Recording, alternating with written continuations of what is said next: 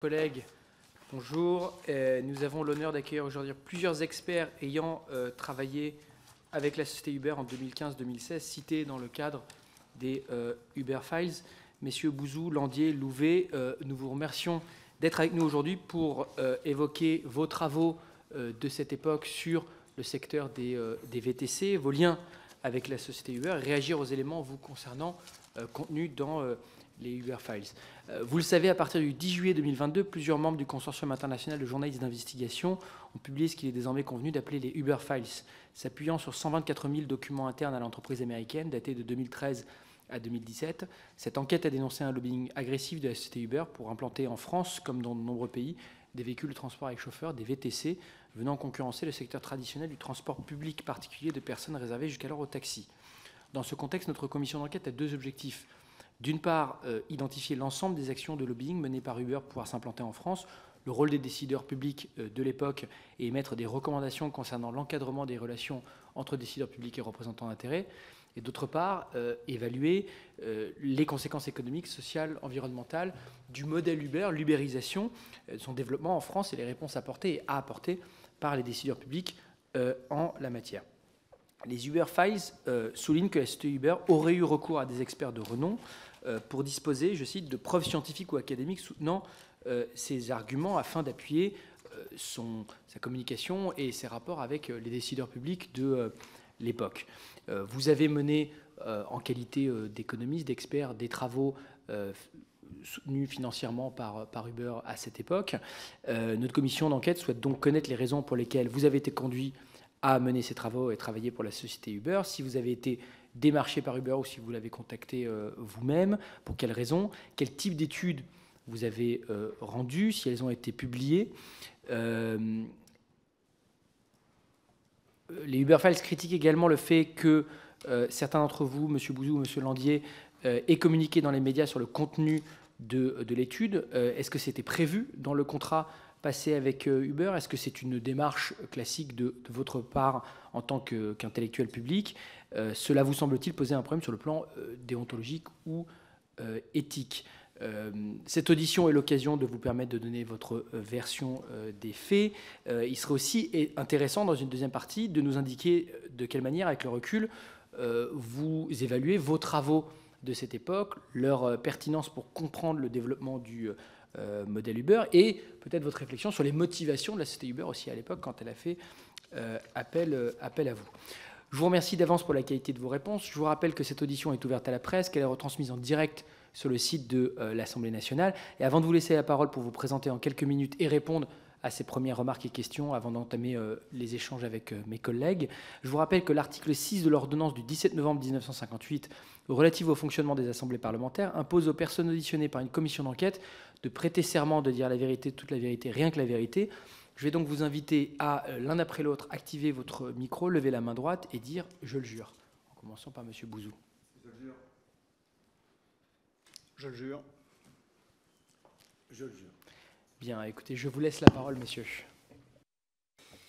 Monsieur le Président, Madame la rapporteure, Mesdames et Messieurs les membres, les parlementaires de la commission d'enquête, je vous remercie de me faire l'honneur de pouvoir expliquer à la commission d'enquête la façon dont un cabinet d'études et de conseil comme Asterès travaille. Et je suis particulièrement heureux de pouvoir rétablir un certain nombre de vérités concernant la relation d'un cabinet comme le nôtre avec les entreprises en général et avec Uber en particulier. Déjà quelques mots, si vous me le permettez, Monsieur le Président, pour présenter Asterès, qui a donc réalisé l'étude Uber en 2016. C'est une entreprise que j'ai fondée en 2006, dont je suis le principal actionnaire. Notre métier est de réaliser des études économiques à la demande d'entreprises ou de fédérations professionnelles. L'équipe est actuellement composée de 7 personnes, donc 5 chargés d'études, salariés à temps complet. L'équipe est dirigée opérationnellement par un directeur d'études. Asterès compte 40 clients par an en moyenne, ce qui représente une quarantaine d'études par an. Et le cabinet travaille en moyenne sur 8 études simultanément sur un panel de secteurs large. Nous n'avons pas de spécialisation sectorielle. Alors, voilà comment les choses se passent concrètement dans la majeure partie des cas et dans le cas Uber en particulier.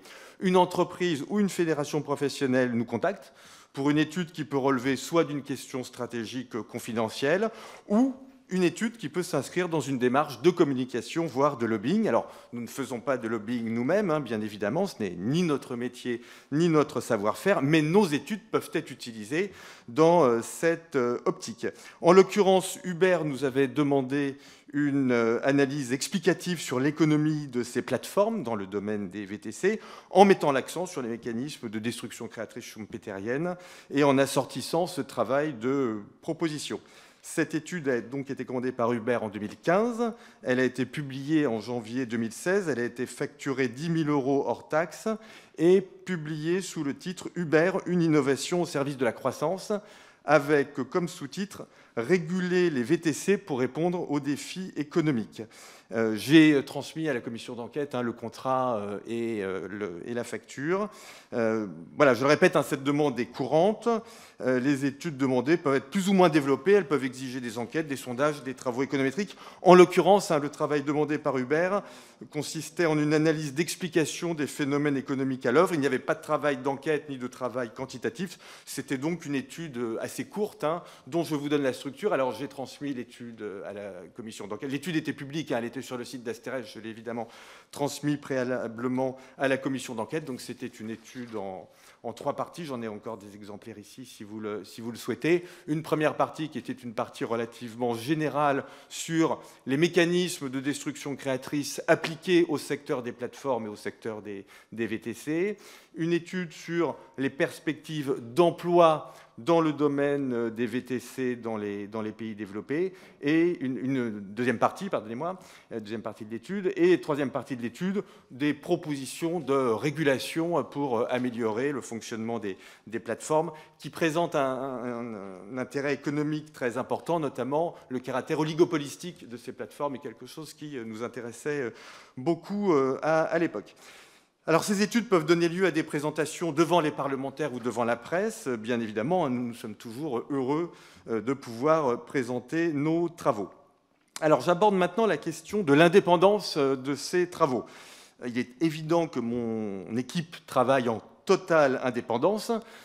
Cette indépendance est garantie dans nos contrats, y compris évidemment le contrat Uber. Il y est stipulé que nous ne nous engageons jamais sur un résultat au préalable et que nous délivrons le résultat au terme de nos analyses. Et vous imaginez que si un client insiste pour infléchir un résultat, je mets moi-même fin à la relation commerciale dans le quart d'heure. C'est quelque chose qui a pu se produire. Donc je vous ai envoyé le contrat, je vous en lis un extrait, l'extrait en question. Asterès ne peut s'engager sur le résultat d'une étude avant de l'avoir réalisée. Nous ne délivrons nos conclusions qu'au terme d'une analyse. Alors, à titre personnel, j'étais très favorable à l'ouverture du marché au VTC. C'est sans doute la raison pour laquelle Uber nous a demandé ce travail. Je suis un libéral, je suis favorable à la libre entreprise, à l'innovation, à la concurrence. Donc j'étais favorable à l'arrivée des VTC, mais en l'occurrence, mon équipe travaille en toute indépendance. Par souci de transparence, et notamment, Monsieur le Président, cela faisait partie de vos questions, parce que je m'exprime à titre personnel dans les médias, nous appliquons 2 principes systématiquement. Premier principe, publication du financeur de l'étude, bien évidemment. Donc là, Uber est cité en page 2. Et deuxième principe, publication des sources, afin qu'elles soient contestables. Nous pourrons revenir sur cette question des sources. Je sais qu'elle a fait l'objet de discussions lors de séances de cette commission d'enquête. Nous utilisons en général de préférence des sources publiques. Il arrive que nous utilisions des sources d'entreprises. Ça a été le cas dans l'étude Uber pour les chauffeurs, par exemple. Le nombre de chauffeurs, seul Uber en réalité pouvait nous le donner, mais c'est vrai que de façon générale, nous préférons utiliser les sources publiques. Voilà. Et donc la charte éthique qui est signée par les clients et qui garantit notre indépendance. Un dernier point, si vous m'y autorisez, j'ai entendu ou lu parfois dans la presse que nous aurions été payés par Uber pour dire ce qui leur faisait plaisir. C'est évidemment faux et absolument absurde. Et l'étude elle-même le montre en bien, puisque plusieurs passages vont contre l'intérêt d'Uber. Là encore, j'imagine que vous avez lu l'étude, mais je vous recite quelques passages. Page 5, nous proposons une accentuation de la régulation des plateformes numériques pour réduire l'économie grise. Page 31, nous demandons la transformation d'Uberpop en Uber afin que les chauffeurs payent des charges. Nous demandons dans l'étude que les taxis aient le monopole de la marotte physique et le monopole de l'utilisation des couloirs de bus. Et page 30, nous évoquons la question de l'optimisation fiscale, qui est quelque chose qui nous avait beaucoup choqué à l'époque. Et nous demandons dans cette étude qu'il soit mis fin à l'optimisation fiscale pratiquée par Uber. Voilà les quelques informations que je voulais porter à votre connaissance en introduction. Et je serai évidemment heureux de répondre à toutes les demandes d'éclaircissement sur la méthode ou sur le fond de la commission. Merci, Monsieur Bouzou, effectivement, et merci de nous avoir transmis l'étude qui dit en préambule, on peut le dire pour le procès-verbal, cette étude intitulée Uber, une innovation au service de la croissance, résulte des travaux d'Asteres, cabinet de conseil et d'analyse économique, suite à une demande et un financement de l'entreprise Uber France. Et après, effectivement, au deuxième paragraphe, afin de mener ces travaux, le cabinet Asteres a pu utiliser des données transmises par Uber sur le montant, la fréquence ou encore la localisation. Donc c'est effectivement très explicitement noir sur blanc en page 2. Je vous cède la parole, Monsieur Landier. Bonjour, donc Augustin Landier, je suis professeur de finance à HEC. Je peux peut-être présenter un petit peu d'où je viens, d'où je parle. J'essaierai de ne pas trop être redondant avec ce que mon collègue David Tesmar vous a déjà dit. Mais donc moi, je suis un économiste universitaire, donc ça veut dire que le cœur de ma carrière, c'est d'écrire des papiers de recherche qui sont publiés dans des revues à comité de lecture. Et donc ça, c'est l'essentiel de mon activité. Et puis, il y a par ailleurs des activités de conseil au gouvernement ou à des grandes organisations, en général non lucratives, c'est à titre gracieux, mais pour vous donner des exemples, j'ai travaillé dans le cadre du Conseil d'analyse économique 5 ans, j'ai travaillé avec le FMI, avec la BCE, voilà, donc c'est ce type d'interaction. Et puis ensuite, il y a des interactions avec les entreprises. Donc, je suis un économiste de finance d'entreprise, et donc une partie importante, disons, de la pertinence de ce que je fais suppose d'interagir avec l'écosystème des entreprises, comprendre comment elles prennent des décisions, et puis comment les changements technologiques changent les problématiques qui sont les leurs. Et donc, dans ce cadre-là, je dirais, il y a deux types d'interactions possibles. Donc, il y a des interactions qui sont, ou je dirais trois types, disons, il y a des interactions qui sont purement de la conversation, c'est-à-dire rencontrer une entreprise pour essayer de comprendre les choses, voir un petit peu si on se trompe dans la manière dont on décrit dans nos recherches ce qui se passe, sur le numérique en particulier. Ensuite, il y a des interactions de type partenariat de recherche, de type académique. Donc, dans ce cas-là, l'entreprise ouvre ses données ou définit un partenariat, mais elle perd le contrôle de ce que les publications vont dire, mais surtout de ce qu'elles vont devenir. Est-ce que ces publications vont être publiées dans des revues? Donc elle n'a pas le contrôle. Et puis ensuite, il y a un troisième registre qui est d'aider les entreprises, et donc là c'est à titre lucratif dans un cadre de conseil, donc ça correspond à une commande. Et il y a deux cas. Un cas où c'est destiné à rester confidentiel, c'est l'entreprise qui elle-même s'interroge sur la possibilité d'optimiser typiquement la manière dont elle utilise ses données. Et puis, il y a des cas où l'entreprise souhaite objectiver, analyser et clarifier certains points de son activité dont elle estime qu'ils ne sont pas bien décrits ou perçus dans le débat public. Et donc, dans le cas de Uber, on est sur ce dernier registre, c'est-à-dire que Uber souhaitait clarifier, fournir des analyses qui permettent de savoir de quoi on parle quand on parle des chauffeurs UberX, c'est-à-dire des chauffeurs dont il s'avère qu'ils sont essentiellement des travailleurs à plein temps sur la plateforme et qui ont des origines socio-démographiques particulières. Donc là aussi, c'était des choses qu'on entendait dire, mais que Uber souhaitait objectiver. Et puis, démontrer l'exposition au risque de chômage de cette population. C'est-à-dire, est-ce que c'est une population qui, si on lui supprimait son accès à son job Uber, retrouverait très vite, ou pas très vite, un emploi? Et donc, c'était ça l'objet de cette analyse. Et l'idée était de s'appuyer sur un sondage fait par un institut de sondage classique qui avait la liste, disons, d'un échantillon de chauffeurs Uber représentatifs. Les données internes Uber qui fournissent course par course des résultats sur la fréquence des courses, les recettes qui leur sont associées. Et puis de merger ça, d'accoupler ceci avec des données de l'INSEE qui permettent de comparer, disons, la population Uber au reste de la population. Donc voilà, c'est ce que fait cette étude qui porte le nom « Travailler sur une plateforme Internet, : une analyse des chauffeurs utilisant Uber en France », et qui est publiée en mars 2016, qui est évidemment publique et qui, de manière dont il est transparent qu'elle est une commande de Uber. C'est marqué sur la première page. Cette étude est commissionnée par Uber. Voilà, donc je suis prêt évidemment à répondre sur le fond de cette étude, s'il y a des questions qui viendraient, où je pourrais être utile, disons, pour apporter plus de précision. Merci beaucoup. Je ne sais pas si M. Louvet ou Madame voulait rajouter aussi. Monsieur Louvet, allez-y, je vous en prie, pardon. Bonjour, Monsieur le Président, Madame la rapporteure. Merci de nous convier et de me convier à cette audition. Donc, je suis le directeur et le fondateur du bureau de recherche Cité, fondé en 2002 et constitué aujourd'hui d'une petite vingtaine de collaborateurs. C'est un cabinet indépendant, expert de la mobilité, qui travaille à la fois pour le secteur public et pour le secteur privé et qui réalise aussi des travaux sur ses fonds propres. Chez Cité, la mobilité, nous ne l'analysons pas d'abord en temps et en distance, ce qui reviendrait à dire qu'il faudrait aller très vite, très loin pour être mobile, mais nous l'analysons en activité. En effet, on ne se déplace pas pour se déplacer, mais pour accéder à des activités, et ce sont ces activités qui fabriquent le territoire. Autrement dit, le travail de Cité sur la mobilité, c'est aussi un travail sur les enjeux d'accessibilité territoriale. Et parmi ce travail, nous cherchons à comprendre les logiques d'action qui sous-tendent le choix modal. Pourquoi j'utilise tel ou tel mode de transport? Et nous regardons aussi les impacts et ou les effets rebonds que peuvent avoir les offres de transport sur les usages de la mobilité.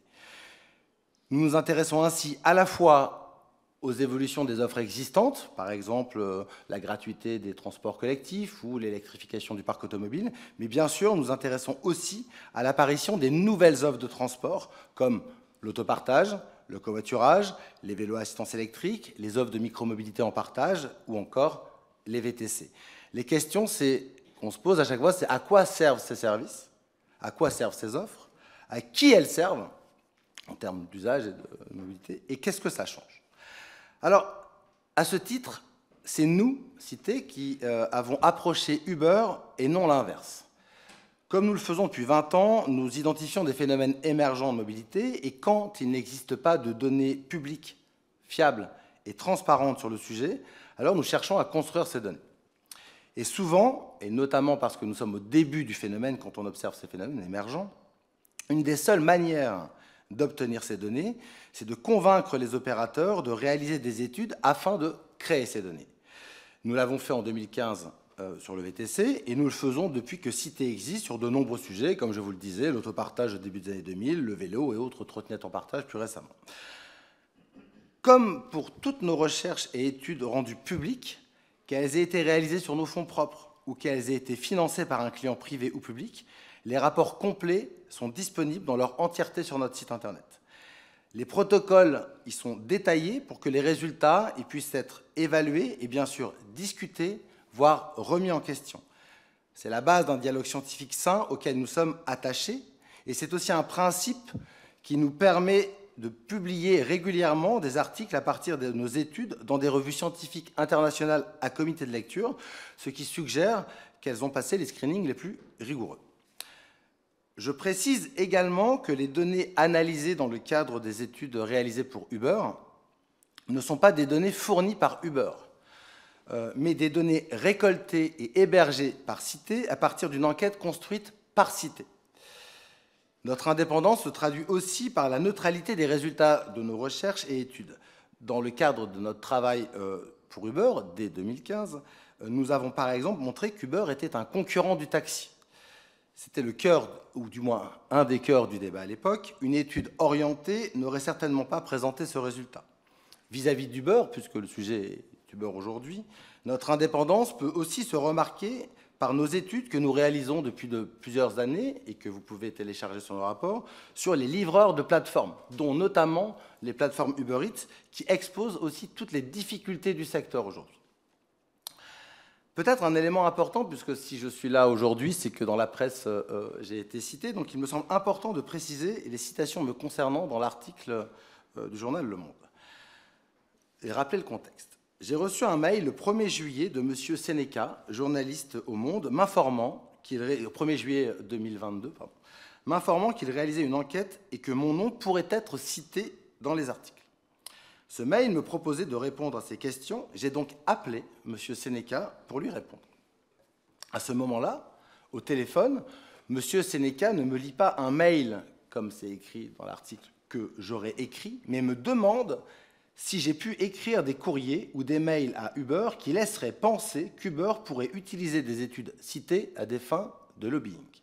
Ce à quoi j'ai répondu, et il met cette réponse dans son mail, au téléphone, comme il le reprend dans son article, c'est impossible, je ne peux pas avoir écrit un truc pareil, nous ne sommes pas des lobbyistes. Et plusieurs jours plus tard, le 6 juillet, donc 5 jours après, je reçois un nouveau mail de M. Seneca qui, cette fois-ci, me cite le mail que j'aurais écrit le 10 février 2015. Et donc, face à ce mail, que j'avais oublié, car comme de nombreuses personnes, je ne me rappelle pas de tous les mails que j'ai pu écrire 7 ans auparavant, j'ai en effet répondu par mail, cette fois-ci, à M. Seneca, ce qu'il reprend d'ailleurs dans son article. Je lui ai répondu, il s'agit d'un dialogue autour d'un nouveau service, en aucun cas de lobbying. Sauf que j'ai donné d'autres éléments de réponse qui ne sont pas dans l'article, que je vous lis là. Je vais aussi préciser que ce mail montre que l'on m'a demandé mon avis sur Uber et que je ne me suis pas prononcé dans l'attente des études qui devraient être menées. Je complète en disant que cela suggère que mes réponses et conseils sont motivés par des données, pas par des connivences ou des intérêts commerciaux supposés, que les études en question sont toutes publiques et utilisent un protocole transparent. Je termine mon mail en lui disant que je souhaite que mes réponses figurent dans son article. Je n'ai pas eu de réponse de sa part et son article est sorti quelques jours plus tard. Si vous avez lu l'article et les 2 paragraphes me concernant, vous conviendrez que l'article ne reprend pas l'entièreté de mes échanges avec le journaliste, ni ne fait référence au fait qu'il y a eu 2 échanges distincts entre moi et le journaliste. Un premier par téléphone, où le journaliste ne me lit pas le mail qu'il a en sa possession, et un deuxième par mail, où il me transmet le mail en question et sur lequel je réponds en détail. Pour finir, et parce que vous me demandez aussi ce qu'on pense demain, ceci étant, pour finir, je dirais que c'est un travail énorme de convaincre des acteurs tels qu'Uber et d'autres de publier ces études et de les rendre accessibles au plus grand nombre. C'est un travail que nous menons chez Cité depuis des années et que je considère qu'il faut continuer à mener.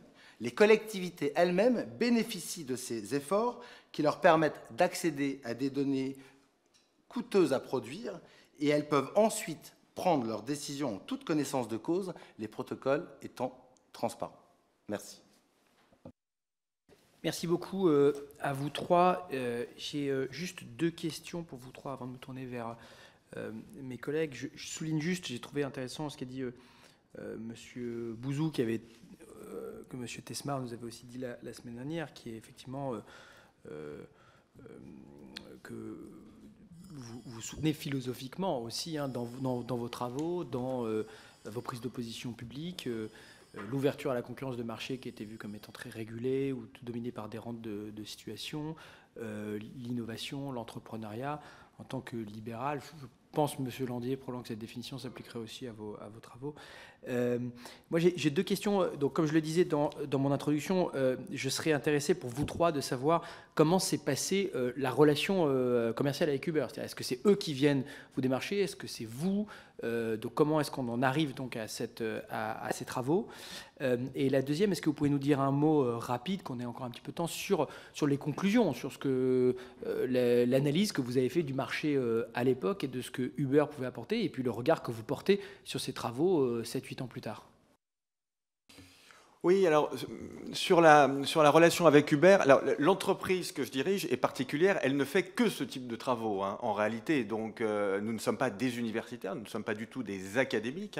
Nous travaillons, c'est une entreprise qui travaille pour des entreprises et comme je vous le disais, des fédérations professionnelles. Donc en fait les choses se passent dans 99% des cas de la même façon, et c'était le cas pour Uber. Ce sont les entreprises qui nous appellent et qui nous demandent de leur faire une proposition commerciale sur tel ou tel sujet. Donc, comme je vous le disais, parfois ce sont des sujets confidentiels, stratégiques, parfois, comme dans le cas d'Uber. Et en général, c'est plutôt ce type de démarche. Les entreprises nous demandent un éclairage, une étude sur tel ou tel aspect de leur activité ou de leur secteur. Donc voilà. Donc là, ce sont vraiment ce qu'on appelle, nous, des appels entrants. Donc là, en l'occurrence, c'est Uber qui nous avait contactés. Sur votre deuxième point, Monsieur le Président, je vais être très, très synthétique. Je pense que notre étude avait on essaie toujours dans nos études, justement, parce que je connais bien le débat public et que je sais très bien que, voilà, parfois on peut nous reprocher d'en faire trop pour nos clients, nous prenons toujours le soin d'être plutôt conservateurs en réalité. Et donc là, je pense que nous l'avions été sur cette étude. Ce que nous avions fait en réalité, c'est que nous avions regardé le développement des taxis, des VTC dans les grandes métropoles mondiales et on avait à partir de ça essayé d'estimer ce que pourrait être le développement de ce secteur, taxi plus VTC en France. Alors évidemment, des lois sont venues réguler ce secteur. Quand on a fait cette étude, on était au moment de la loi Thévenoud, si je me souviens bien. La loi Grand-Guillaume est arrivée après, donc ce sont des secteurs qui ont été régulés. Mais je regardais justement les chiffres qui sont ceux de l'INSEE, hein, pour le coup, donc la commission peut consulter et je pourrais vous transmettre la source. Ce que l'on voit, c'est que depuis l'arrivée des plateformes numériques, le chiffre d'affaires de l'ensemble du secteur, c'est-à-dire les VTC plus les taxis, a considérablement accéléré. Et le nombre de taxis, parce que le débat quand même à l'époque était extrêmement tendu, enfin, il faut se souvenir de ça, entre les VTC et les taxis.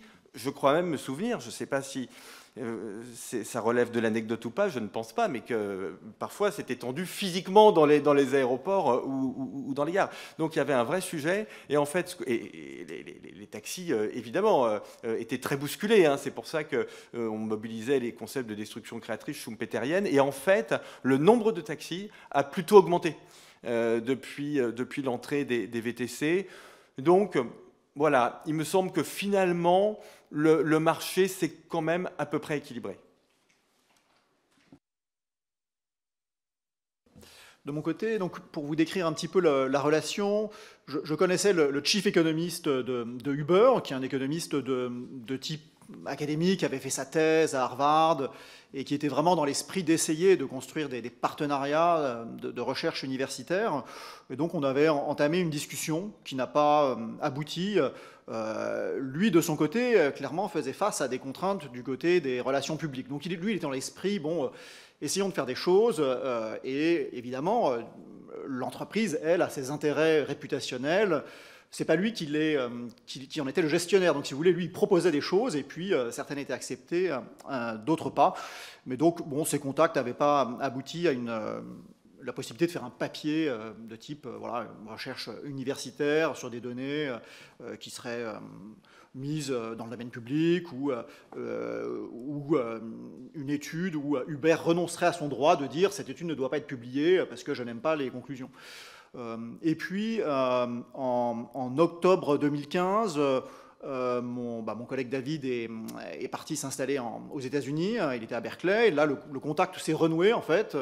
Et l'idée de finalement expliciter un peu qui sont ces chauffeurs Uber sur la base d'un sondage qu'ils avaient l'intention de faire est née.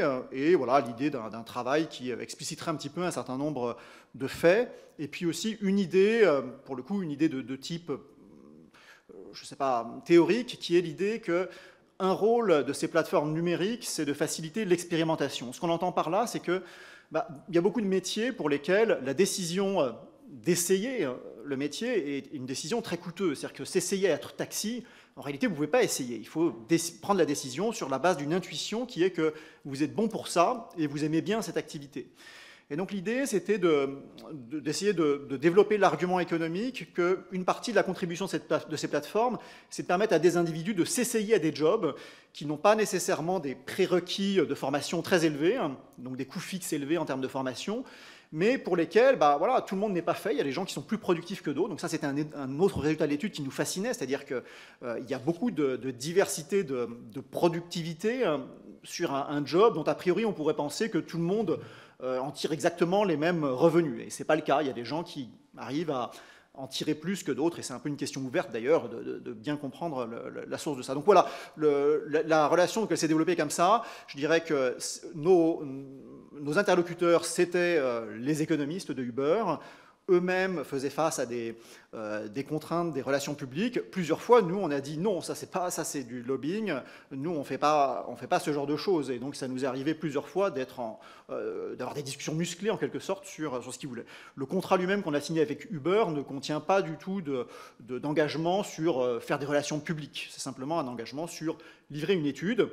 et le fait qu'eux avaient le droit de la mettre dans le domaine public ou pas, suivant ce qu'ils en pensaient.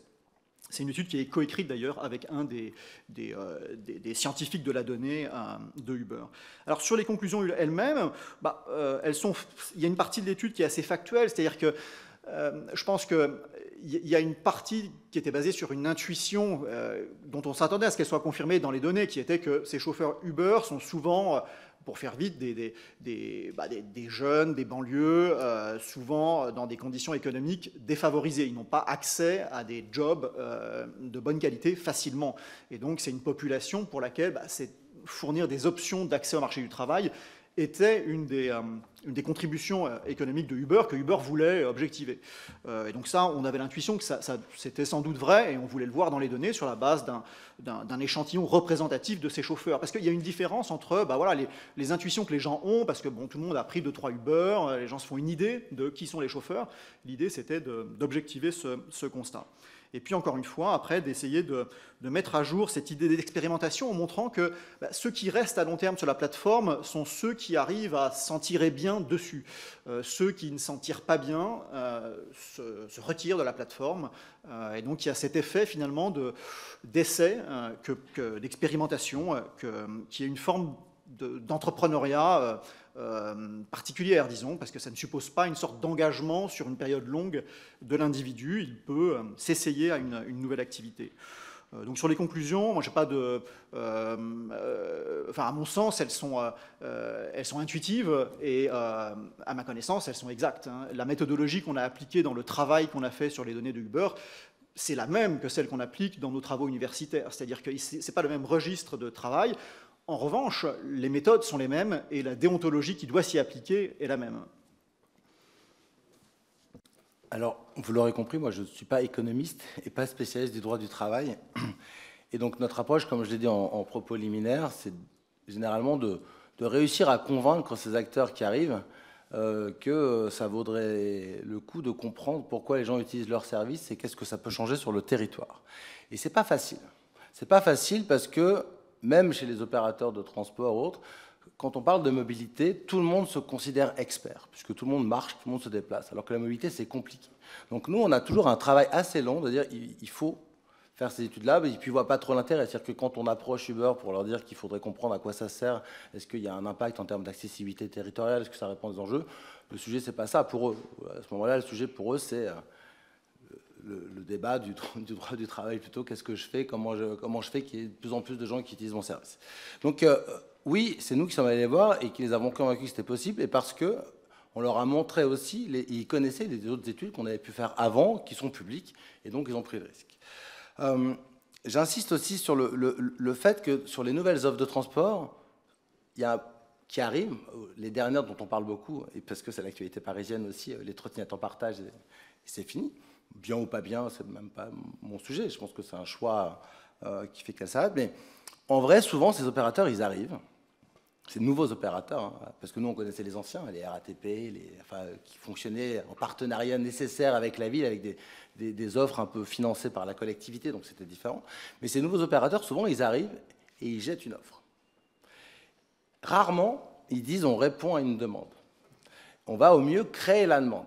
Pire, des fois, on va forcer la demande.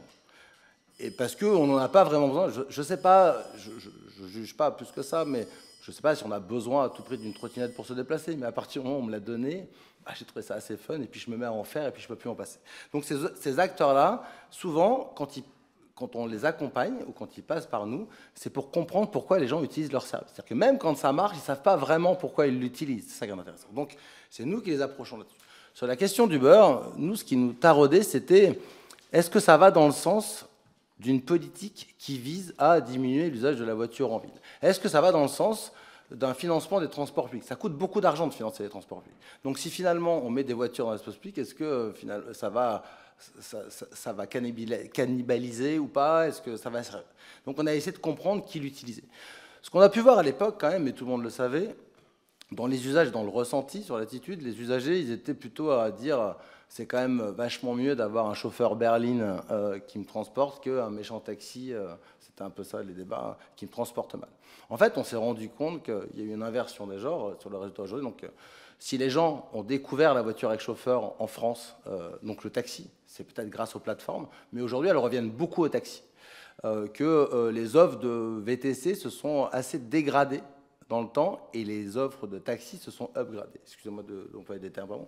Mais en vrai, et au final, alors, encore une fois, je ne suis pas économiste, je n'ai pas de point de vue libéral ou non libéral, autre, mais je pense qu'en vrai, ça c'est pour l'usager, en tous les cas, le service s'est amélioré. Et l'usager va très certainement plus vers le taxi aujourd'hui qu'avant. Mais il y a un sujet, puisque c'est aussi un débat aujourd'hui, et puis que Uber n'est pas loin dedans non plus, mais les autres plateformes aussi. Moi, je pense que le vrai sujet, c'est les livreurs de repas. Aujourd'hui, on observe ce phénomène-là. Donc les VTC, ça, avec le temps, on a réussi à l'encadrer et autres, mais les livreurs de repas sont de plus en plus nombreux. On a très très peu d'informations sur qui ils sont, de comment ça passe. Et puis surtout, je n'ai pas les chiffres, mais on entend dire dans les couloirs que même chez Uber, le nombre de rides, le nombre de trajets est plus important aujourd'hui à l'échelle monde avec du Uber Eats qu'avec du Uber VTC. Et ça, c'est un véritable enjeu à encadrer. Parce que nous, les enquêtes qu'on peut mener chez Cité, alors c'est pas là que j'ai sur ça, on a vu en 4 ans la part de personnes qui ne sont pas vraiment déclarées, qui travaillent sur ces plateformes-là, qui se déplacent. Ça pose aussi des sujets de mobilité. Entre ceux qui vont emprunter des offres pas destinées pour ça, comme des Vélib, ceux qui vont utiliser des Véligo, ceux qui vont pas forcément être à vélo, mais en voiture et qui créent du trafic négatif. Donc, je pense que l'objet de cette commission aujourd'hui, elle doit aussi, à mon sens, porter beaucoup sur le regard de ces livraisons en temps réel, de dernière minute, de repas ou de courses. Voilà.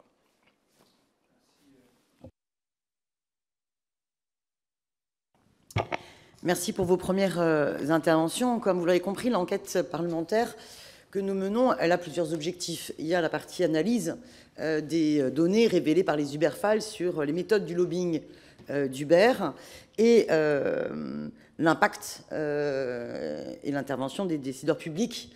Et puis, il y a, de cette période-là à aujourd'hui, les conséquences multiples de l'ubérisation. J'avoue que dans cette audition, on n'est pas tant sur les conséquences multiples du déploiement de l'ubérisation, hein, mais vos propos sont très intéressants sur cet aspect-là. Là, on est plutôt sur quel rôle avez-vous joué à un moment donné dans la stratégie de lobbying d'Uber. On est sur cette question-là, pas tant sur le contenu de vos travaux que sur à quoi servaient vos travaux par rapport à celui qui passait la commande, et donc Uber. On est dans un contexte où on voit bien, et les données Uber Files le révèlent, que Uber mène toute une campagne médiatique, à la fois de taxi bashing, à la fois d'achat d'articles sur les sites internet pour vanter le modèle Uber et mener vraiment une campagne pour créer un écosystème culturellement, idéologiquement favorable à leur modèle, en sachant pertinemment qu'ils étaient en train d'enfreindre la loi sur bien des domaines, que ce soit sur la réglementation du transport de personnes à titre onéreux, qu'il s'agit du droit du travail, qu'il s'agit de la fiscalité et autres. Bien. Donc c'est dans ce contexte-là, pour resituer le contexte, que soit vous proposez vos services, je suis sûr que je vais m'embrouiller, dans le cas de M. Louvet, et de la société Sisté, ou que Uber vient vous contacter dans le cas de M. Landier et dans le cas de M. Bouzou. Donc, dans ce contexte-là, j'ai plusieurs questions à vous poser. La première concerne M. Bouzou. Vous avez, suite aux révélations des Uber Files et aux articles dans la presse, publié un communiqué qui indiquait que l'étude réalisée par Uber ne dérogeait absolument pas aux exigences de votre cabinet en matière de déontologie. Néanmoins, lors des Uber Files, on a... excusez-moi que je retrouve mes données. Voilà. Selon les Uber Files, vous seriez fait en fait le relais dans les médias et auprès des responsables politiques, notamment lors d'un petit déjeuner avec des parlementaires suisses à Jeunesse. On a cet élément-là, cette donnée-là, qui, vous le comprendrez bien, pour nous, n'est pas simplement des travaux d'un économiste qui peuvent être utilisés dans une stratégie de lobbying, mais là, forcément, vous êtes, par cette déclaration-là, considéré comme impliqué, de fait, dans un petit déjeuner avec des élus pour promouvoir vos études, pour en faire la promotion dans les médias, et on n'est plus dans le même rapport déontologique. À partir du moment où il y a des élus en présence, là on est typiquement dans une activité de lobbying. Qu'est-ce que vous avez à répondre à cet élément-là révélé par les Uber Files? Merci Madame la rapporteure. Non, on n'est pas du tout dans une stratégie de lobbying. Il est bien expliqué dans nos contrats que dans la plupart de nos contrats, et je crois que c'était le cas dans celui d'Uber, mais là encore, je vous l'ai transmis préalablement à cette audition, que nous pouvons présenter nos travaux aux parlementaires et à la presse. Donc c'est quelque chose que nous faisons, et nous sommes même demandeurs pour ça. Alors je vais même vous dire le fond de ma pensée, j'aimerais même que nous le fassions plus souvent, parce que à partir du moment où nous réalisons des travaux, nous considérons que leur diffusion doit être la plus large possible. Et donc vous avez tout à fait raison, c'est vrai. Alors je crois que ce travail, mais nous parlons sous serment, donc je ne veux vraiment pas dire de bêtises. Je ne pense pas que ce travail ait fait l'objet d'une présentation à des parlementaires en France. Alors peut-être qu'on peut retrouver ça dans les archives de l'Assemblée nationale ou du Sénat, je ne sais pas, mais dans mon souvenir, en tout cas, il n'y a pas eu de présentation aux parlementaires français. Mais c'est vrai qu'il y avait eu une présentation aux parlementaires de Genève, parce que la problématique genevoise à cette époque était à peu près la même que la problématique française. Mais ça n'est absolument pas un travail de lobbying, dans la mesure où nous ne sommes pas là, et je n'étais évidemment pas là, pour défendre Uber en soi, ce qui serait un travail de lobby, ce qui par ailleurs peut être quelque chose de tout à fait légitime, mais nous étions là pour présenter des travaux, et c'est en effet ce que nous faisons. Mais là encore, je vous le répète, nous le faisons pour d'autres études, et cela fait partie de nos métiers, de notre métier, de la même façon que, et là encore, j'aimerais même que nous le fassions plus souvent, nous organisons des conférences de presse pour présenter nos travaux à la presse. Alors, néanmoins, vous êtes... Ah oui, pardon. Néanmoins, vous êtes choisi par Uber, non seulement, et ça vous l'avez reconnu, parce que vous utilisez Uber et que vous êtes favorable et convaincu au modèle du fait de vos convictions libérales, mais aussi parce que vous travaillez déjà avec plusieurs agences de lobbying à Paris. Donc vous êtes identifié comme un acteur important dans les réseaux d'activités de lobbying. Ce qui m'intéresse par ailleurs, c'est que dans la présentation de votre étude, vous vous vantez, vous l'avez fait une fois de plus tout à l'heure, de travailler en transparence dans la publication de vos conclusions, de vos études, et que vos données et vos protocoles permettant l'aboutissement des études sont publics et donc sont accessibles à d'autres économistes qui peuvent donc, par conséquent, reprendre et revérifier pour une confrontation, je dirais, intellectuelle des travaux, ce qui n'est pas du tout le cas de l'étude de monsieur Landier avec, j'ai oublié le nom de votre... voilà, David Tesmar, que nous avions auditionné la semaine dernière. Et donc, là, j'en arrive à ma question à monsieur Landier. Vous, au contraire, vous avez d'abord travaillé que sur les données fournies par Uber, sachant qu'Uber ne vous a pas transmis toutes les données, et notamment pas les données des chauffeurs déconnectés. Donc on peut aussi s'interroger si Uber vous a vraiment donné toutes les données des chauffeurs non déconnectés. Quelle garantie avez-vous de travailler sur une base, entre guillemets, fiable, puisque en plus vous êtes lié à un accord de confidentialité qui fait que vous n'avez pas le droit de partager les données. Et que, du coup, vous êtes dans une situation totalement opposée à celle dans laquelle est M. Nicolas Bouzou, puisque aucun chercheur, aucun économiste ne peut reprendre vos travaux et pouvoir les confronter à ses propres, je dirais, protocoles en partant des mêmes données, par exemple. Aussi, vous arrivez, M. Landier, à des conclusions qui ont été considérées, et c'était révélé dans les Uber Files, comme présenté de façon assez rapide et qui pouvait induire une modification trompeuse de la représentation de la réalité pour celles et ceux qui ont lisé les articles. À savoir, vous avez vanté que les chauffeurs VTC percevaient un revenu double du SMIC, sans véritablement préciser que c'était avant déduction de l'ensemble des charges afférentes à leur activité, ce qui pouvait donc induire l'ensemble des lecteurs de vos études à une représentation très embellie des promesses de l'ubérisation et du travail de VTC, alors que dans la réalité, une fois qu'on retire l'ensemble des charges afférentes, on est quand même très loin d'un revenu double du SMIC. Voilà ma première question qui vous est adressée, Monsieur Landier. Je vous réponds tout de suite, ouais, d'accord. Donc sur la question de la confidentialité des données, donc effectivement, dans ces partenariats avec des entreprises, une fois qu'on choisit un partenariat de type consulting, il y a typiquement un accord de confidentialité. L'entreprise ne souhaite pas exposer ses données.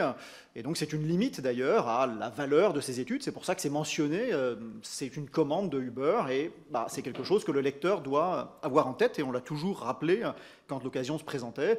Et l'étude elle-même n'a pas été soumise à un journal académique pour cette raison. C'est-à-dire qu'à notre sens, c'est un travail qui est basé sur des données qui nous ont été fournies par Uber. Alors après, moi je suis là pour témoigner de ce que j'ai vu. Le professionnalisme des interlocuteurs qu'on avait chez Uber était vraiment élevé. C'est-à-dire qu'à aucun moment on a eu l'impression qu'on nous baladait et qu'on nous fournissait des données qui auraient été tronquées ou manipulées. Je n'ai pas très bien compris le débat sur la déconnexion, c'est-à-dire que ce sur quoi on travaille, et l'étude est assez explicite, elle détaille en fait l'échantillon sur lequel on travaille, c'est tous les chauffeurs qui ont travaillé sur UberX durant l'année 2015, et justement on étudie ceux qui partent, ceux qui restent. Donc je ne sais pas, après il y en a certainement qui ont choisi de partir en 2014, je ne sais pas exactement quel est j'ai pas compris en fait et c'est intéressant comme débat, c'est-à-dire qu'il y a toujours une manière de trouver des angles sur les données. En tout cas, voilà, les données qu'on m'a fournies, qui étaient les chauffeurs actifs sur la plateforme en 2015, avec la possibilité de voir combien ils produisent pendant l'année, et puis ceux qui abandonnent cette activité de production, c'est un des thèmes sur lesquels on travaille dans l'étude. J'ai pas, de mon côté, observé d'anomalies ou si j'avais vu des choses qui m'avaient suggéré que les données étaient falsifiées, manipulées, j'aurais évidemment tout de suite interrompu la relation. Après, voilà, donc il y a de la déontologie qui s'applique des deux côtés, c'est-à-dire que tout se fait sur la présomption que l'entreprise n'est pas en train d'essayer de fournir des données fausses pour obtenir un constat biaisé. Donc là la solution à ça, c'est la transparence totale sur la nature des relations avec Uber, le fait qu'on travaille sur des données qu'ils nous donnent, le fait que, est-ce que c'est dans leur intérêt de fournir des données fausses, le danger qu'ils prennent, c'est que ça se voit et que ça les ridiculise. Voilà, il y a quand même de l'autre côté, la déontologie, c'est si on avait constaté une anomalie, on l'aurait évidemment rapporté. Après, sur l'histoire de 2 fois le SMIC, non, donc là je l'ai amené l'étude et David Tesmar vous a mentionné, c'est-à-dire que page 14, voilà, on explique ce dont on parle, comment on calcule ces recettes des chauffeurs, et donc on donne la manière dont c'est calculé à partir des informations de Uber. Il s'agit de la recette horaire pour chaque chauffeur et chaque semaine de l'année, c'est-à-dire le montant total reçu par le chauffeur par semaine, c'est-à-dire le total des recettes après déduction des frais de service de Uber. Et puis après, par la suite, on parle d'ailleurs des différents régimes fiscaux qui s'appliquent aux chauffeurs, le fait que suivant les modalités qu'ils choisissent, est-ce qu'ils louent leur voiture, est-ce qu'ils l'achètent, la structure de coût de ces chauffeurs peut varier. Donc voilà, à aucun moment on ne cherche à faire une comparaison avec le SMIC. Alors je ne sais pas à quel moment cette idée d'une comparaison avec le SMIC a été introduite. Là, en tout cas, ce n'est pas par nous. Je ne sais pas, en revanche, si l'entreprise Uber elle-même aurait poussé cette idée, si c'est quelque chose qui serait apparu dans les médias à un moment, mais en tout cas, de notre côté, il a toujours été très clair. Et d'ailleurs, soit dit en passant, ça serait très peu plausible qu'un chauffeur Uber gagne 2 fois le SMIC après tous les frais. Donc voilà, ce n'est pas du tout une idée qui est dans l'étude, ce n'est pas une idée qu'on a poussée dans les médias.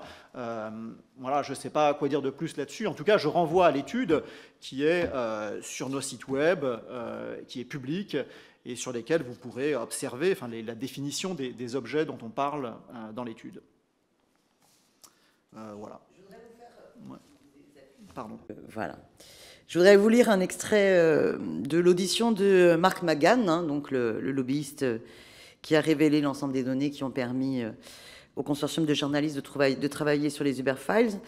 Il a expliqué à propos des études des économistes qu'Uber a payées, il a dit la chose suivante, en s'adressant à la commission d'enquête. « Je souhaiterais que vous précisiez davantage la manière dont ont été instrumentalisés des économistes comme Augustin Landier, David Tesmar et Nicolas Bouzou, à qui l'on demandait des études sur mesure et non des travaux de recherche approfondis et objectifs. Leurs articles permettaient de défendre Uber dans la bataille de l'opinion. Monsieur Landier, Tesmar, Bouzou et autres ont effectué des travaux qui nous ont ensuite permis de montrer aux décideurs politiques français que leurs propres économistes confirmaient ce que nous disions. Comme nous sélectionnions attentivement les données d'Uber fournies aux économistes, le résultat de leurs études était conforme à la commande. Je peux, Madame la rapporteure et Monsieur le Président? Oui, alors j'ai en effet entendu l'audition, j'ai écouté l'audition de Monsieur McGann, qui, je crois aussi, nous parle de nous comme des marionnettes. Je crois à un moment, je crois qu'il a employé le terme. Je ne veux pas dire de bêtises, mais il me semble. Alors je ne l'ai jamais rencontré, hein, donc je ne connaissais absolument pas. Je voudrais répondre aux 2 points que vous avez mentionnés. Le fait que l'étude serait orientée, c'est-à-dire, si je comprends bien, qu'il y aurait des erreurs factuelles dans l'étude. Une étude orientée, ça veut dire qu'il y a des erreurs factuelles.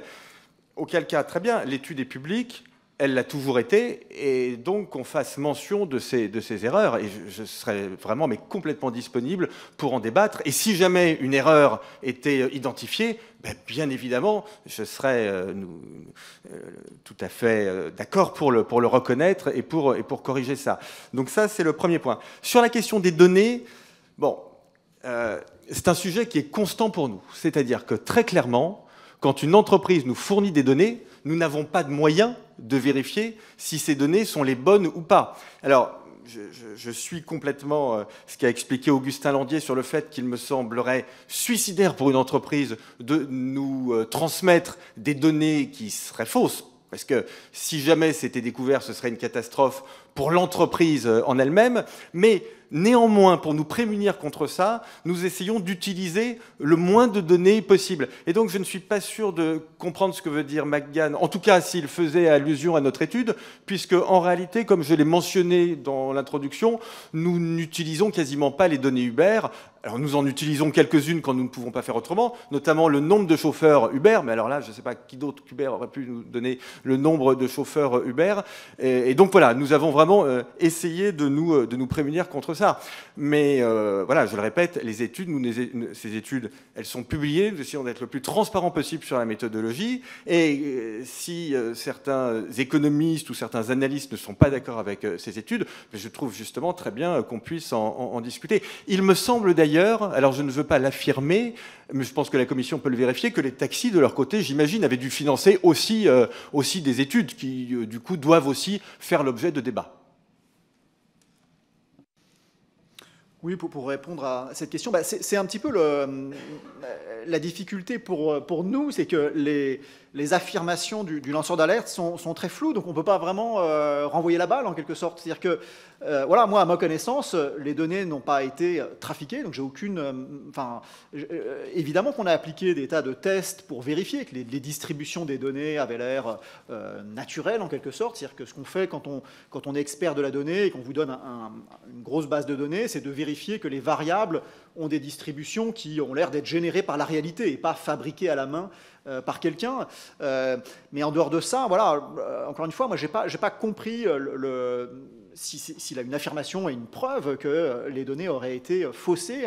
Nous, de notre côté, on n'a pas vu d'éléments qui laissent à penser que les données étaient fausses. Et puis, sur les conclusions de l'étude elle-même, là aussi, on n'a pas d'éléments qui nous permettent de penser que les conclusions sont fausses. Donc, je ne peux pas tellement répondre plus que ça, en fait, à des accusations qui ne sont pas factuelles. Monsieur Landier, dans le cadre de vos travaux, il y avait une contribution d'un employé d'Uber qui travaillait avec vous. Quelle a été exactement, qui a co-signé d'ailleurs l'étude, quelle a été sa contribution et quelles étaient les instructions que lui pouvait recevoir de son employeur? Et du coup, comment pouvait s'effectuer le travail en votre sein? Et comment réagissez-vous justement aux expressions de vos collègues économistes qui, eux, disent nos rapports, nos études, les données doivent être publiques puisque d'autres collègues doivent pouvoir travailler dessus. Or, vous concernant, ça n'est absolument pas le cas et ça n'est absolument pas possible. Donc, ça, je suis très favorable à l'open data de manière générale. Et donc, comme Nicolas Bouzou, je cherche toujours plutôt à pousser un maximum les données dans le domaine public. C'est là que la délibération peut être la plus saine, puisqu'on peut regarder les données par différents prismes, avec différents angles. En revanche, bon, les entreprises, elles, sont dans une approche différente. C'est-à-dire qu'elles cherchent à maximiser leur profit, leur réputation, et donc forcément, elles sont méfiantes et elles ne mettent pas toujours leurs données dans le domaine public. Dans certains cas, il y a aussi de la protection de propriété intellectuelle parce que les données révèlent des processus de fabrication ou la stratégie de l'entreprise qu'elles ne souhaitent pas entièrement dévoiler. Et donc là-dessus, c'est précisément pour ça que cette étude n'est pas une étude académique, mais une étude de consulting qui s'inscrit dans le cadre d'un partenariat à but lucratif, c'est-à-dire qu'on est rémunéré par Uber pour travailler sur des données qu'ils nous fournissent. C'est un travail différent en nature d'un travail académique, si vous voulez, où vous êtes dans votre travail de chercheur académique pour chercher à publier une étude voilà, qui participe à la connaissance commune. Après, c'est un sujet auquel je pense que c'est des bonnes questions qui sont posées. Je ne cherche pas du tout à les balayer. Ça, je pense qu'il faut réfléchir, notamment dans le cadre de sujets où il y a des évolutions technologiques qui conduisent à réfléchir à des changements de réglementation, à des cadres d'expérimentation pour les entreprises où ce qui se produit, disons, on leur donne une permission, ce qui se produit pourrait être observé et les données produites, disons, seraient mises dans le domaine public ou en tout cas accessibles à un consortium de chercheurs qui pourraient du coup se prononcer sur les effets d'un changement de réglementation, par exemple. Donc tout ce qui relève de l'évaluation, de politique publique, de changement de réglementation, moi je suis très favorable à ce qu'il y ait un cadre pour permettre une observabilité des effets de ces changements et l'accès à différents chercheurs sur des données produites par l'expérimentation. Mais vous comprenez que ça puisse choquer et interroger sur les questions de déontologie, de savoir que l'étude là qui a coûté le plus, 100 000 €, est celle qui est liée à des clauses de confidentialité uniquement instruites par les données présélectionnées par Uber et qu'elle ait pu intervenir à un moment donné dans le débat public pour modifier la représentation ou plutôt modifier les convictions de l'opinion sur le sujet. Reformuler le rôle qui est le nôtre dans un cas comme celui-ci, c'est-à-dire qu'on aide l'entreprise avec nos méthodologies, qu'on utilise avec la même déontologie que dans notre pratique de chercheurs dans les études académiques. On les aide à formuler au mieux leurs arguments sur ce qu'ils pensent être les aspects positifs de leur contribution à l'économie dans certaines dimensions. Mais l'étude elle-même, elle ne prétend pas être une vision panoramique, exhaustive de tous les effets induits de Uber. Je ne sais pas, par exemple, la congestion due au fait qu'il y a plus de voitures dans les villes, c'est quelque chose qui est complètement extérieur à cette étude. Donc il n'y a pas c'est pas un rapport, en quelque sorte, pour dire est-ce que Uber, c'est bien ou pas. C'est une aide. Non. Maintenant, l'idée, c'est d'aider l'entreprise en fait, à formuler de manière vraiment analytique, scientifique, les arguments qui sont ceux pour lesquels le politique, le régulateur, le citoyen, le consommateur peut considérer qu'elle crée une valeur économique. C'est ça notre contribution dans ce cadre-là. Et en aucun cas, voilà, je cherche à prétendre qu'il s'agit d'une étude académique classique. C'est-à-dire que je ne suis pas du tout rémunéré pour des études académiques que je publie dans les revues internationales.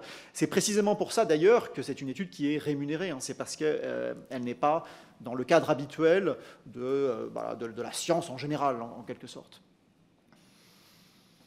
J'ai juste une dernière question, ensuite je passe aux collègues, mais franchement, dire qu'en aucun cas vos études ne servaient à promouvoir le modèle Uber, là, personne ne pourrait vous suivre. On sait pertinemment que vous êtes payé par Uber pour faire des études qui, par ailleurs, servent les intérêts d'Uber. Et le financement à 100 000 €, il sert à ça dans le contexte, en plus, de conflits, de conflictualité extrêmement forte. Moi, ce qui m'intéresserait maintenant, c'est, pour reprendre les constats décrits par M. Louvet lui-même, on est dans un gros ressac du modèle Uber VTC, parce que beaucoup de clientèles en sont revenus. Par ailleurs, on a néanmoins un développement de l'ubérisation dans plein d'autres secteurs d'activité. Portez-vous le même regard qu'à l'époque, ou bien est-ce que vous avez pu changer d'avis sur ces secteurs-là, comme d'autres ont changé d'avis, qu'il s'agisse de M. Marc Magan ou de M. Attali, que nous avons pu auditionner? Donc sur le fait que l'étude sert le modèle Uber, bah oui, c'est précisément pour ça, encore une fois, hein, que c'est une étude qui est dans le cadre d'un partenariat de conseil avec l'entreprise Uber. Et donc, on sait bien que l'étude, elle va être utilisée par Uber pour promouvoir son activité, pas pour dire qu'elle pense qu'il faut fermer Uber en France. Donc ça, il n'y a pas d'ambiguïté, en fait, sur le registre de l'activité qu'on a quand on s'engage dans ce type de partenariat de conseil avec l'entreprise. Donc là, je ne suis pas... voilà, ce qui est très important dans ce contexte, c'est la transparence. C'est-à-dire qu'effectivement, il est très important que les gens qui sont récepteurs de l'étude voient que c'est une commande. Donc ça, c'est vraiment clé dans la déontologie qui s'applique à ce type d'études, c'est la transparence et le fait que les méthodologies qu'on applique correspondent à celles qu'on applique de manière générale dans le cadre scientifique, et que donc on n'a pas une approche biaisée ou de déguisement, si vous voulez, des faits. Voilà. Excusez-moi, mais on n'a aucune garantie de cette transparence. On n'a aucune garantie que ce ne soit pas une étude biaisée, parce qu'à partir du moment où il y a un accord de confidentialité et que rien n'est public, on est donc dans de l'opacité, dans de l'absence de transmission des données. Et donc, aucune garantie d'objectivité de vos travaux mais ne peut être attestée. Mais je vais laisser la parole maintenant à mes collègues.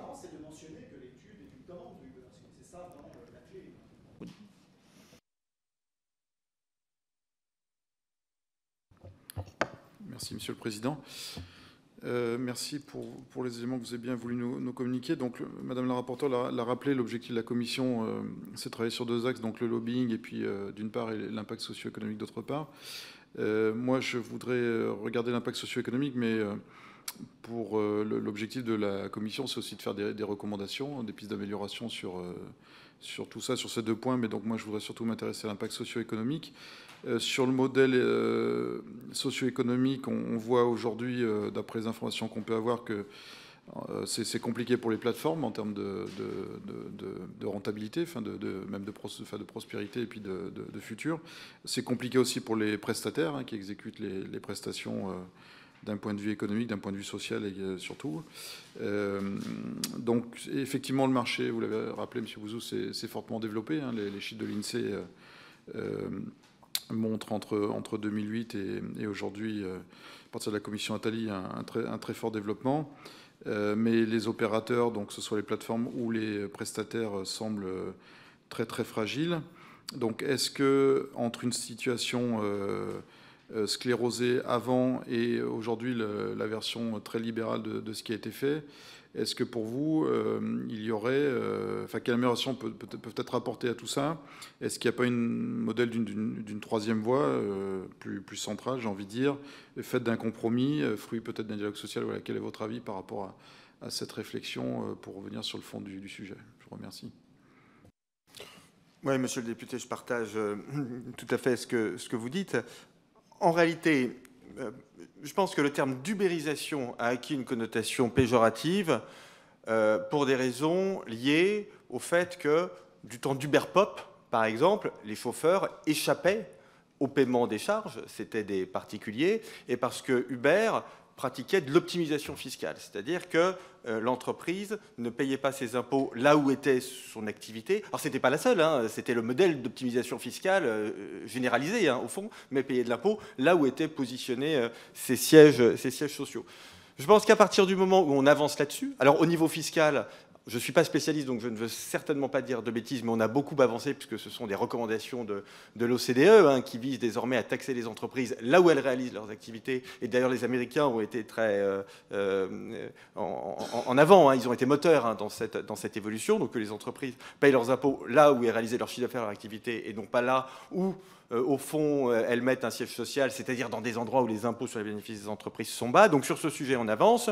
Sur la question des charges, on avance aussi. Mais moi, je suis entièrement d'accord avec vous. Je pense que c'est un merveilleux sujet de dialogue social, en réalité. C'est un excellent sujet pour les partenaires sociaux. Alors, avec une vraie difficulté qui est liée à la construction du dialogue social dans notre pays, c'est le fait que les partenaires sociaux s'occupent essentiellement des salariés. Ils ont été constitués pour ça et ils s'occupent beaucoup moins des indépendants. Or, on peut critiquer le modèle des indépendants, mais il y a quand même une partie de la population aujourd'hui qui aspire à travailler non pas de façon salariée, mais de façon indépendante, notamment pour les personnes les plus jeunes. Et donc, il faut absolument qu'on arrive à trouver des modus operandi sur ce type de sujet, parce que je ne pense pas qu'on puisse arrêter ce mouvement.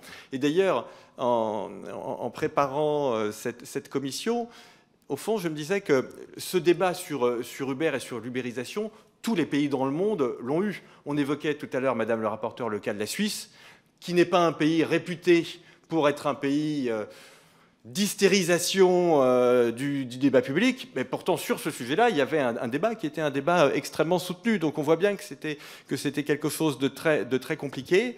Mais à l'inverse, aucun pays, à ma connaissance, alors c'est peut-être à vérifier, mais aucun pays n'a interdit Uber. Donc partout, on essaie de chercher des façons de fonctionner, y compris dans d'autres secteurs que le secteur du transport particulier, du véhicule.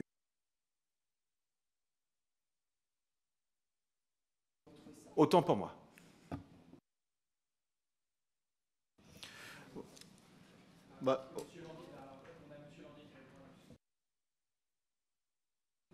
Enfin, je ne vais pas pouvoir ajouter grand-chose au débat. Je ne travaille plus sur ces sujets de la même manière, avec la même intensité qu'autrefois. Et notamment, je n'ai pas d'accès aux données, donc je n'ai pas d'éléments nouveaux à vous apporter. Je crois que Nicolas Bouzou a bien résumé la situation. Et peut-être une manière de le dire, c'est que notre modèle social, il a été calibré pour un marché du travail où le salariat a été de plus en plus prédominant. Il y a eu une petite inversion de tendance avec un retour de l'artisanat, du travailleur indépendant. Et donc il faut s'assurer, il faut être très, très vigilant sur ces questions de est-ce qu'on a un modèle de protection sociale qui fonctionne bien avec ces nouveaux paramètres du marché du travail. Être vigilant sur l'accès, par exemple, à des produits d'épargne de ces chauffeurs, le fait qu'ils ne soient pas pénalisés sur le marché du logement et le marché du crédit parce qu'ils n'ont pas de CDI. Je pense que ce genre d'enjeu est vraiment important et donc porte vraiment sur la vie quotidienne, en quelque sorte, des travailleurs des plateformes. Juste en complément, sur le statut auto-entrepreneur, est-ce que vous avez des préconisations d'amélioration à apporter ou est-ce que vous avez réfléchi sur le sujet ou, voilà, et puis après j'arrête. Non, alors très honnêtement, je ne suis pas suffisamment au fait des évolutions. Alors il a quand même pas mal changé ce statut des micro-entrepreneurs, comme on dit aujourd'hui. Je pense qu'il a pas mal évolué depuis qu'il a été mis en place. Il a dû être mis en place de mémoire en 2008, non, je crois. Voilà, il s'est en effet considérablement développé avec l'ubérisation, mais là, non, je préfère m'abstenir plutôt que de vous dire une bêtise. C'est des sujets très, très intéressants, mais là, je n'ai pas de préconisation. Alors, sur ces questions-là, je ne suis pas un expert du sujet, mais donc je ne veux pas me prononcer. Le vrai débat, c'est est-ce que l'auto-entrepreneur, ça devient l'exception utile ou la règle dangereuse, en fait. Et c'est là-dessus qu'il faut aussi entrer. Et si peut-être que dans un cas comme dans l'autre, il faut peut-être l'abandonner, je ne sais pas. Mais ce n'est pas ma spécialité, donc je ne peux pas vous répondre.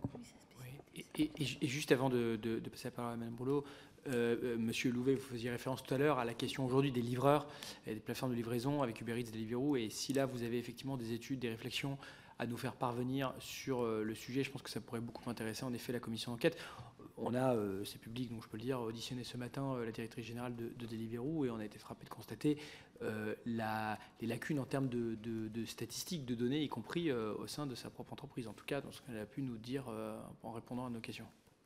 Alors, pour répondre à ça, quand je disais que c'est, et je continuerai, même si on m'a critiqué pour ça, mais je pense que c'est une erreur, que c'est fondamental de convaincre ces plateformes ou ces opérateurs de diffuser des enquêtes et d'avoir des données accessibles. Chez Cité, on fait des études sur les livreurs de plateformes, mais on n'a pas réussi à convaincre les plateformes pour qu'elles diffusent les études auprès des livreurs. Donc, comment on fait ? On passe par des bureaux, ça coûte très cher, on passe par des bureaux de sondage qui vont enquêter in situ des livreurs à vélo, dans des endroits avec un protocole qui n'est pas parfait, qui a des biais, mais quand on l'explique. Et donc ça, c'est un véritable enjeu. Moi, je ne sais pas dans quelle mesure la collectivité publique ou l'autorité publique peut imposer à ce que, quand sur notre territoire, on a ces activités-là qui se développent, on ait accès aussi à faire des enquêtes. Mais je pense que c'est un enjeu énorme parce que moi, je continue aujourd'hui à me battre avec eux et je n'ai pas réussi. Faites une étude. Diffuser une enquête, mais ils ont un peu peur de ce qui peut ressortir. Parce que je leur jette pas la pierre, hein. Je serai à leur place, je ferai peut-être pareil. Mais donc sur ça, oui, et le livreur de repas et de courses à domicile. Peut-être que c'est bien, peut-être que j'en sais rien en fait à l'avance. Je ne sais pas si c'est bien ou pas bien, mais on a les données qu'on a aujourd'hui sur leur situation personnelle, c'est quand même pas parfait. Ça semble pas parfait quand même. Et donc, on a des données, on pourra vous les transmettre. C'est pareil, c'est des recherches qu'on a menées avec la chaire logistique et puis l'université Gustave Eiffel. Donc, c'est pas seulement des recherches, mais oui, volontiers pour vous transmettre ces éléments. Merci, Monsieur le Président. Alors, tout à l'heure, vous avez dit que vous n'aviez pas vu des parlementaires français, uniquement européens. Je voulais vous poser la question de savoir pourquoi vous n'avez pas présenté vos travaux aussi à des parlementaires français, puisque la France allait connaître les conséquences de cela. Ça, c'est ma première question. Donc, pourquoi ne pas avoir présenté vos travaux à des parlementaires français? Et deuxième question, elle s'adresse plutôt à Monsieur Landais, c'est ça? Voilà. Vous avez dit tout à l'heure, oui, l'étude sert les intérêts d'Uber, c'est un peu notre mission, puisque c'est lui qui nous paie, ça paraît logique. Dans ce cas-là, effectivement, est-ce qu'on peut, c'est une question, penser que de ce fait, les travaux peuvent manquer d'objectivité, peuvent ne pas être objectifs, puisque, vous l'avez dit vous-même, hein, ça sert les intérêts. Voilà, je voulais votre avis sur ce sujet. Ouais, je peux répondre juste sur cette question des intérêts de Uber. Si vous voulez, donc quand vous êtes dans le cadre de ce type de partenariat, l'entreprise décide en fait ce qu'elle fait de l'étude. À partir du moment où elle l'utilise, où elle en fait la promotion, c'est qu'elle considère que ça corrige son image ou que c'est de nature à crédibiliser sa proposition économique pour la société. Et donc, voilà, c'est en ce sens-là que ça sert les intérêts. En revanche, dans la rédaction de l'étude, on n'a pas de contraintes autres que la limitation des données auxquelles on nous donne accès. Et donc, nous, on n'a pas d'incitation à... Ouais. Excusez-moi, je vais préciser ma question parce que la réponse, en fait, n'est pas... peut-être un peu à côté, non pas que votre réponse soit à côté, c'est ma question qui n'était pas assez précise. Dans la mesure où quelqu'un me paie, et me paie pour présenter une bonne image, me paie pour se vendre, tout simplement, c'est le but d'une entreprise aussi. Il y a 1000 façons de ne pas être objectif. Je ne dis pas que vous ne dites pas des choses exactes chaque fois, mais je présente une partie, si vous voulez, de ce que je veux bien présenter. Donc, c'est pour ça que je vous demande, de votre point de vue, est-ce que, au final, ça peut ne pas être objectif dans la mesure où on s'est limité, et on s'est limité par rapport à la commande du client? Ce n'est pas une étude panoramique, elle n'étudie pas toutes les dimensions du problème. Donc c'est différent en ce sens d'un rapport qui aurait pour ambition d'essayer d'aider à prendre une position qui ferait une analyse coût-bénéfice en incluant tous les coûts et tous les bénéfices de l'arrivée d'une entreprise ou d'une technologie. Donc en ce sens-là, c'est une vision partielle. C'est pour ça que c'est très important, effectivement, que la transparence soit totale sur le fait qu'il s'agit d'une commande de l'entreprise et de l'assumer. Voilà, c'est le statut de cette étude. Donc je suis d'accord avec vous, et je comprends le point. C'est précisément parce qu'il y a cette interrogation sur le conflit d'intérêts que c'est très important de préciser d'où on parle. Voilà. Voilà, donc on dit d'où on parle, et puis après il y a la déontologie qui s'applique, c'est-à-dire qu'effectivement sur ce marché de l'expertise, l'expert qui commence à raconter des balivernes ou à juste enjoliver les choses, il perd sa réputation d'expert. Donc il y a quand même une incitation de long terme sur ce marché. Moi, universitaire, des études de ce type, j'en ai fait 2 dans ma vie en fait, celle pour Uber et celle pour Free.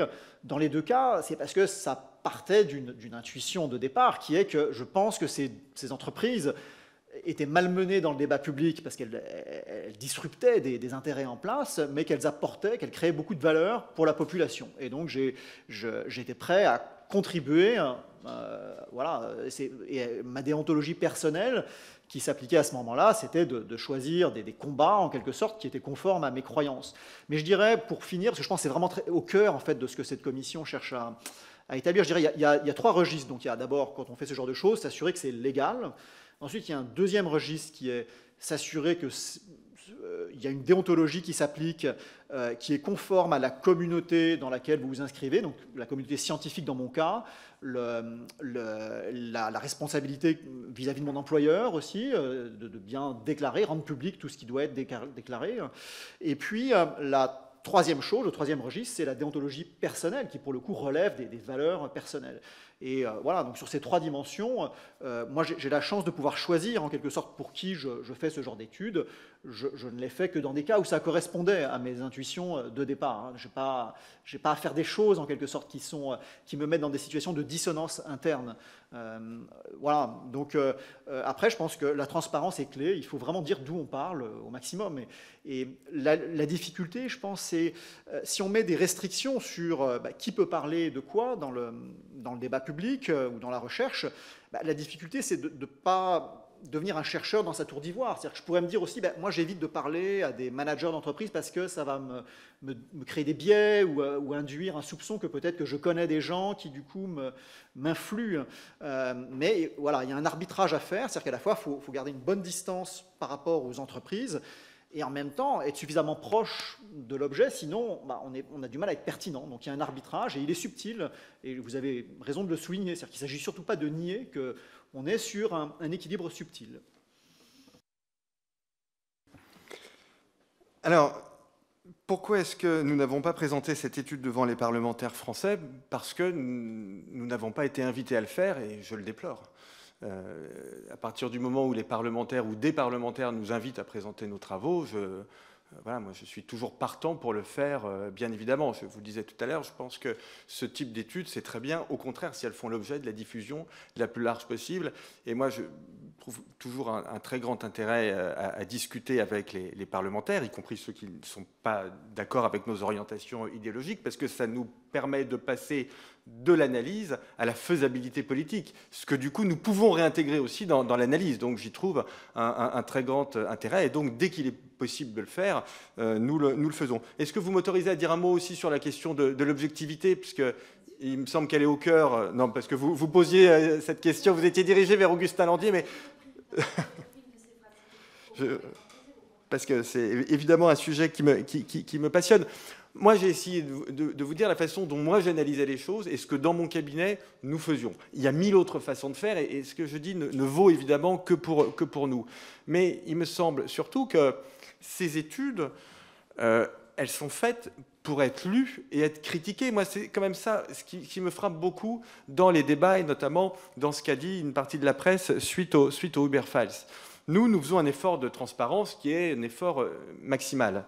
Mais surtout, ces études, elles doivent faire l'objet d'un débat, et il faut que les gens puissent se concentrer sur les arguments. Vous voyez, je pense que c'est ça, moi, qui me semble le plus important. Et là encore, je vous dis le fond de ma pensée de façon extrêmement spontanée. Je sais bien qu'un certain nombre de gens considèrent qu'il n'est pas tout à fait normal que des études soient financées par des entreprises. Je pense très exactement le contraire. Je pense que nous manquons cruellement de ce type d'études. Je pense que le débat économique serait encore plus riche et plus précis en France si nous disposions de plus d'études, à la condition, bien évidemment, qu'a dicté Augustin Landier, et que je partage complètement, c'est qu'on sache qui a financé ces études. Mais je pense que ça enrichit considérablement le débat public, et je suis ravi quand ces études sont critiquées sur le fond. Alors écoutez, je pense que nombre de vos confrères, au contraire, critiquent cela, et trouvent qu'il faudrait bien, et ça ne nous a pas échappé, qu'il faudrait bien plus de moyens justement à notre enseignement supérieur, à notre recherche publique, pour garantir bien plus d'études publiques, avec des moyens de collecte des données, avec tout ce qui s'ensuit. Et d'ailleurs, il me semble qu'il y avait du coup 70 chercheurs spécialistes de l'économie des petits boulots qui, dans une tribune publiée sur la plateforme Medium en 2020, avaient critiqué notamment les travaux de M. Landier et M. Tesmar. Je ne sais plus si c'était à ce sujet ou si c'était sur les travaux de M. Bouzou, mais oui, moi non, j'ai pas la date précise. J'ai 2020, plateforme Medium, mais on vous la retrouvera. Voilà, écoutez, je pense que effectivement, ça n'est pas illégal aujourd'hui dans le cadre de la loi, ce que vous avez fait, mais déontologiquement, cela peut être contesté. Voilà, puisque quand on est payé pour répondre à une commande qui valorise l'image et le modèle d'une entreprise, la question déontologique se pose. La question de déontologie personnelle, je la laisse aux uns aux autres. Mais c'est vrai que sur une problématique comme celle-là, on peut aussi s'interroger face au modèle Uber et à l'entreprise Uber qui avait donc les moyens de commander des études. Sans doute que des grosses sociétés comme la G7 de taxi avaient aussi les moyens de se financer d'autres études. Ça n'était pas le cas pour les taxis artisans, les taxis salariés qui, eux, ne pouvaient pas le faire. Donc vous comprendrez que si notre commission d'enquête était intéressée et lit des travaux d'économistes, de sociologues, de juristes sur l'ensemble de la problématique, me concernant en tant que rapporteur, vous êtes ici parce que vous êtes acteur des Uber Files, puisque vous êtes cité dans les Uber Files, et c'est à ce titre-là et non pas au titre d'économiste et des travaux que vous pouvez faire par ailleurs sur ce sujet comme sur d'autres. Voilà. Est-ce que vous avez d'autres questions, Monsieur le Président? Non. Écoutez, messieurs, je vous remercie de votre disponibilité. Nous aurons peut-être d'autres questions ou demandes de documents, même si vous avez déjà transmis pas mal de choses au préalable à vous faire parvenir. Mais dans l'intervalle, je vous remercie de votre disponibilité. Je vous souhaite une excellente journée.